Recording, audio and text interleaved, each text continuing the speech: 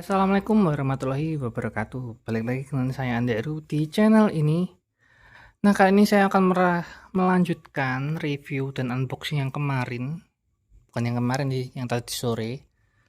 Untuk penggunaan Philips rice cooker HD 4716 ini. Cuman karena di dapur saya agak gelap, jadi khusus yang review pertama ini kita akan masak di ruang tamu. Tapi sudah aku kasih ini ya, eh kertas pengamannya pembungkus tadi ini tebelnya 10 sentian, 8 sentian lah, jadi aman, panasnya nggak mungkin merambat kemana-mana, jadi insya Allah aman. Nah, kali ini kita coba masak agak banyak sesuai sesuai porsi makan harian. Jadi kalau cangkirnya sekecil ini kurang lebih 8 cangkir lah ya. Tapi kalau di sini maksimalnya bisa sampai 10 cangkir. Dari 10 cangkirnya itu cangkir bawaan lah ya. Cangkir bawaan kurang lebih segini. Ini berapa ya? Ya, seginilah. Satu peres itu. Jadi nanti akan kita coba mungkin 6 sampai 7, 6 cangkir lah ya. 6 cangkir karena ini ada patokannya, atau 8 mungkin. Jadi aku masukkan berasnya dulu sama aku cuci berasnya dulu. Oke. Teman-teman, jadi berasnya sudah aku siapkan, sudah aku cuci. Ini kurang lebih 6 cangkir gelas ukur bawaan ya, bawaan dari unit apa itu rice cookernya. Kemudian untuk setelan airnya ini juga sudah aku setel sesuai anjuran. Kalau nasi putih ini di sini batasnya 6. Ini ngepres, aku sengaja bikin ngepres karena pengen tahu fungsi dari rice cooker ini. Kemudian untuk pengukuran lainnya aku juga sudah siapkan bardi. Ini untuk mengukur bardi smart yang biasa aku buat charging motor listrik, untuk mengukur besaran konsumsi daya saat proses cooking. Nah, tanpa berlama-lama kita akan coba cooking. Pertama kita buka, tentu kita lanjut kita masukkan ke dalam. Oke, sudah terpasang. Ini karena ada penguncinya ya, jadi nggak mungkin ketukar. Kemudian kita tutup, kita nyalakan. Nah, oke, kemudian untuk setelannya ini ada alternatif masak cepat. Tuh, kemalaman kameraku kelihatan enggak ya? Oke, masak cepat. Cuman karena kita nggak butuh cepet-cepet, jadi kita mau setel ke nasi putih. Set. Kalau nasi putih tinggal kalian pencet di sebelah sini. Kemudian setelannya kalau mau pulen tinggal setting 1 jam 10 menit. Tapi kalau kalian mau perah, kalian bisa kurangi waktunya di sini. Set 90. Atau kalian tinggal geser yang sini. Nggak bisa ya?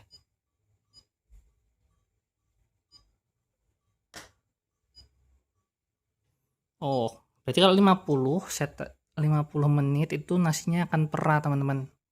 Tapi kalau kalian naikkan 1 jam itu di tengah-tengahnya antara pulen dan perah. Tapi kalau 1 jam 10 menit itu akan pulen. Jadi karena kebetulan di rumah aku banyak yang suka nasi pulen, nggak suka nasi perah, jadi akan aku setting pulen. Walaupun aku sendiri lebih suka perah karena bisa digoreng buat nasi goreng. Cuman karena kebanyakan lebih suka nasi pulen, jadi aku setting ke nasi pulen. Nah, kalau sudah, kalian jangan lupa pencet tombol ini ya, wajib kalian pencet. Kalau nggak kalian pencet, ini nggak akan mulai masaknya. Oke, kita pencet. Nah, sudah keluar. Jadi ini sudah proses masak. Nanti pengurangan timernya per 5 menit. Jadi kalau kalian cek 10 menit, kalau timernya nggak berkurang berarti itu belum terjadi proses masak. Tapi kalau sudah seperti ini harusnya sudah mulai proses masak. Nah, untuk konsumsi wattnya saat memasak bisa kalian lihat 389,4, 390 watt ya. Jadi kurang lebih buat untuk saat proses masaknya 390-an watt. Ya, kalau klaimnya sih memang 400 watt, jadi ini masih masuk akal banget. Tuh, 391 watt. Tinggal kita tunggu 1 jam lagi ya, 1 jam 10 menit lagi. Oke, sampai jumpa. Oke, ini sudah dari 1 jam 10 menit ke sisa 25 menit, kurang lebih berapa ya? 55 menitan. Kalau di rice cooker biasanya memang 40 menitan sudah matang, teman-teman. Ini coba aku buka. Ya, kelihatannya sih ini sudah matang, cuman dia mungkin digenepin 110 menit itu mungkin biar lebih anu aja ya. Jadi kan kita coba sampai selesaikan sesuai fungsi dari bawaannya 1 jam 10 menit untuk nasi pulen. Cuman ini sebenarnya kayaknya sudah matang sih. Oke. Temen, ini masih 20 menit lagi, cuman sepertinya memang sudah matang. Jadi di Berdi ini cuma 51 watt. Kemungkinan ini cuma untuk penghangat aja. Sisa 15 menit lagi. Kan aku selesaikan sampai 0, kemudian aku ganti modenya ke warm. Nanti kita cek pemakaian wattnya kalau pemanas itu berapa watt. Kalau tadi kan bisa sampai 390 watt pas mode cooking. Ini sudah mulai turun ke 48,2. Sepertinya memang ini sudah masuk mode pemanas. Cuman kita pastikan dulu sampai 0 dulu ini ya. Nah, untuk timernya kalau awal-awal tadi pengurangannya per 5 menit. Kalau sudah 10 menit terakhir dia ngurangnya per menit ya. Jadi tiap 1 menit dia akan berkurang seperti ini. Ini masih 8 menit lagi. Kita tunggu sampai 0 ya.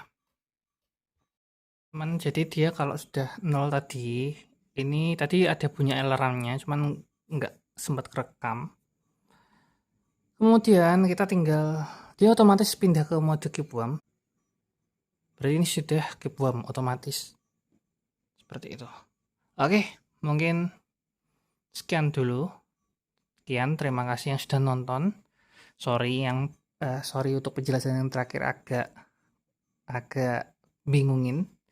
Tapi intinya kalau kalian pakai Philips HD 4716 ini, dia untuk mode memasak pulen dia memang ngasih waktu 1 jam 10 menit. Cuman tadi pada prakteknya ketika sudah 40 menit dia wattnya sudah turun dari 390 watt ke 50 wattan. Jadi kemungkinan sekitar 40 menit itu dia sudah matang, lalu dia pindah mode ke warm.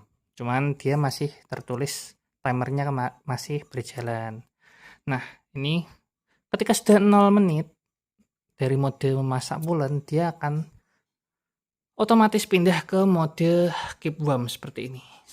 Lalu dia akan berjalan menitnya dari awal, dari 1 sampai klaimnya untuk Philips HD 4716 ini dengan teknologi Fresh Defense-nya, ini dia mengklaim bisa menjaga nasi sampai 48 jam atau 2 hari nggak basi. Jadi ini akan buat sarapan besok pagi.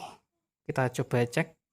Kebetulan kalau rice cookerku di rumah itu sudah lama, merek Kirin itu kalau masaknya malam, paginya biasanya sudah bau. Jadi aku ganti beli lagi rice cooker merek Philips ini.